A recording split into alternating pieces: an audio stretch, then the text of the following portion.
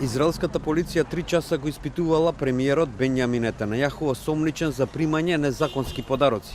Се наведува во полициското соопштение во кое се додава дека во оваа фаза нема да се откриваат повеќе детали.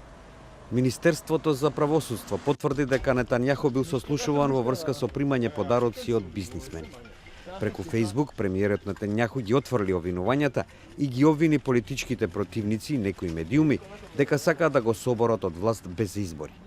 Според законите во Израел, секој член на владата мора да поднесе оставка доколку против него биде подигнато обвинение за корупција. Предходно, Нетањаху на собир на неговата партија рече: חכו עם החגיגות, אל תמהרו. אמרתי לכם ואני חוזר ואומר לכם, לא יהיה כלום כי אין כלום. אתם תמשיכו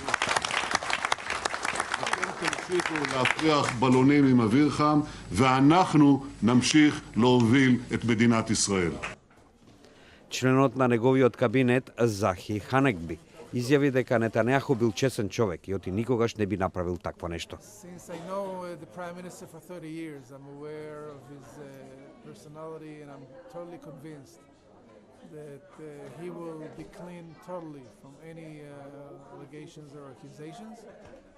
Според некои наводи во медиумите, израелски и странски бизнисмени му плаќале на премиерот патување во странство и му давале подароци.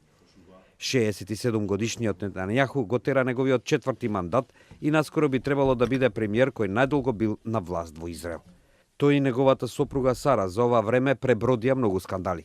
Меѓу нив и испитувања за злоупотреба на државни пари. Нетањаху не е првиот премиер што е сослушуван во врска со криминално дело. Ехуд Олмерт, кој беше премиер од 2006 до 2008 година, во моментов отслужува казна затвор од 18 месеци затоа што примил мито. Поранешниот премиер Ариел Шарон исто така беше испитуван за корупција, неговиот син Омри се најде и во затвор. Израелските медиуми потсетуваат дека и покрај тоа што Нетањаху бил сослушуван и се води истрага против него, тоа не мора да значи дека тој ќе си поднесе оставка. Многу пати претходно премиерите кои биле во слична ситуација биле на власт уште многу години.